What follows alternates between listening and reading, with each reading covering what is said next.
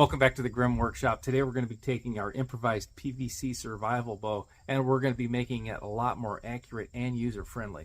Now this modification is also going to help us out using commercial and improvised fletching and arrow shaft materials. In a previous video I showed you how to make one of these PVC improvised survival bows.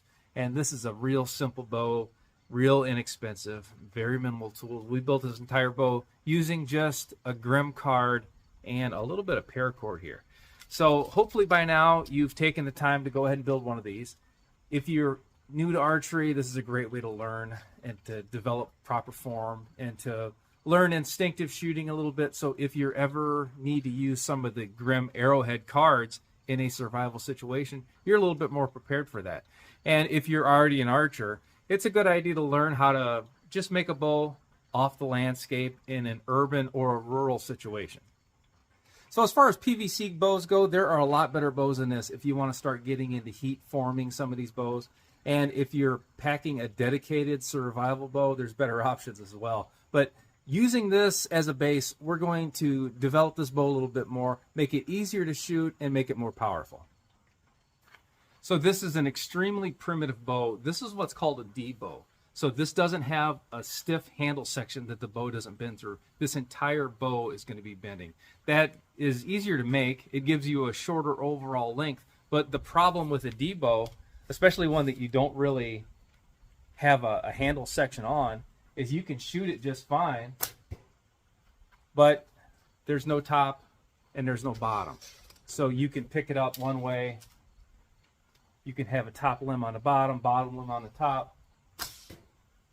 And it's going to cause some inaccuracy for you. But the biggest problem is I've got it right here right now, and I don't know that this is a dead center, but I can move my hand down. So without a designated grip, I could be moving my hand all over this. And it's still going to fire an arrow. It's still a bow, but look at this. I'm like probably about 4 inches off right now. So we're going to mark center on this bow, and that's going to help us shoot it more consistently. So marking out where you hold the bow each time is going to help, but we're also going to put a rest on here. So with this primitive bow, we've got no grip, but we also have no arrow rest. So you're going to be shooting this off your knuckle, which is not a problem with the proper arrows. So what do I mean by proper arrows? Well, these arrows here have just a little bit of heat shrink tubing over the junction where the feather meets the arrow shaft. And what that does is that just kind of glides this across your hand. It really doesn't mark it up that bad. I've got a feather here, so this is still a feathered arrow, and this one's a little bit older. But you can see I shoot this off of a rest. And these are kind of sharp. They'll scratch your hand up pretty good, but when they start getting bad like this, I've actually embedded feathers into my hand. So you can prevent that from happening just by taking a little bit of thread and wrapping your feathers down. So tying these feathers down is going to just let that glide right over your hand. But remember, we're talking about improvised bows here. So now shooting plastic vanes is never a good idea off of a shelf of any type. This is made for a modern compound bow. But vanes like this, they're going to cut you up pretty good. So this is definitely not something I want to shoot across my knuckle. Now also, because we're talking primitive here, we could be shooting primitive arrows. So you could be using a trade point, there's a napped head, and then there is a broadhead off at the Bushcrafter card. Now these are river cane arrows, and these are my preferred type of improvised arrows to make. And they make a really good arrow. They're light, they're strong, but there is a certain kind of cane that is supposed to be used for arrows, and it does not grow in my area. So this is just cane that I found. Now I've spent a lot of time sanding these down. So these are pretty darn smooth. I could shoot these off my hand without a whole lot of problems. But if you were forming arrows in the field and you had cane like this, there's a pretty good chance these nodes are not going to be as smooth as the ones that I make here at home. So by making some type of improvised arrow rest, we're going to make this whole thing shoot a whole lot more consistently. The arrows are going to be launching off the same point each time. We're going to have one limb designated as the top limb all the time. And you're going to be able to open this up for multiple types of arrow shafts, either commercially made arrows that you're finding, as well as multiple types of vanes and fletchings. So if you didn't have a tape measure in the field, you could do this with just a piece of string.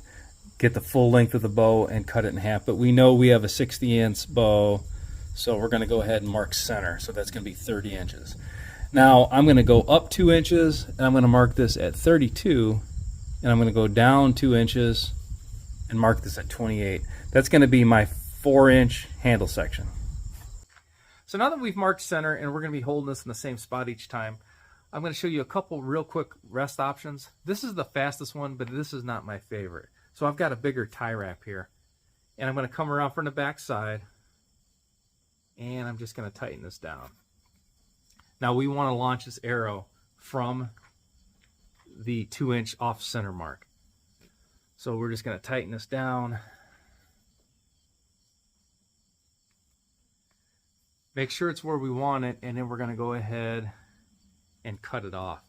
Now we don't want to twist this flush. We want this to essentially be like an old bear weather rest. So a multi-tool is about perfect for this. So I'm going to cut this off at an angle. But this is sharp. So right now we're going to take a file and we're just going to round this down a little bit.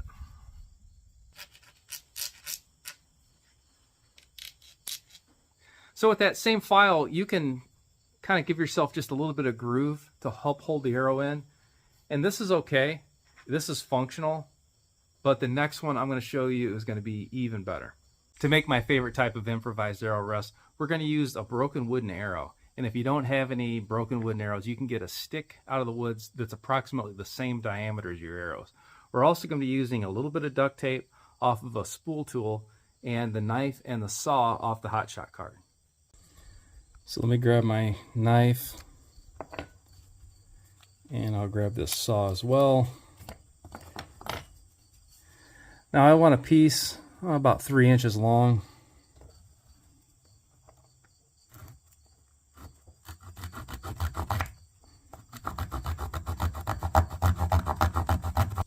Now I want to cut a taper from about a 1/4 inch down all the way to the end of the stick.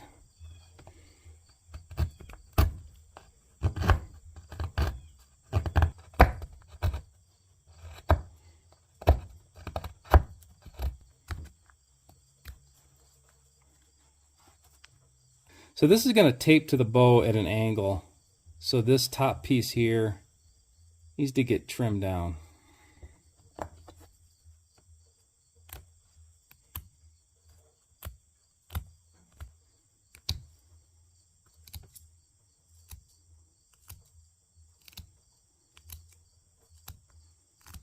So now I'm going to take a couple inches of duct tape off of the spool tool. I'm right-handed, so on the left side of my bow, right at this 2-inch mark, I'm going to go ahead and just tape this down. Now that's enough to hold it, because remember, this is going to be under your hand. If you want to be an overachiever, we're going to cover this entire grip area with black tape. So this is going to be the best, quietest, most consistent improvised arrow rest option you're going to have. It's really easy if you've got broken arrows. If not, just grab a stick out of the woods and you're going to be all set.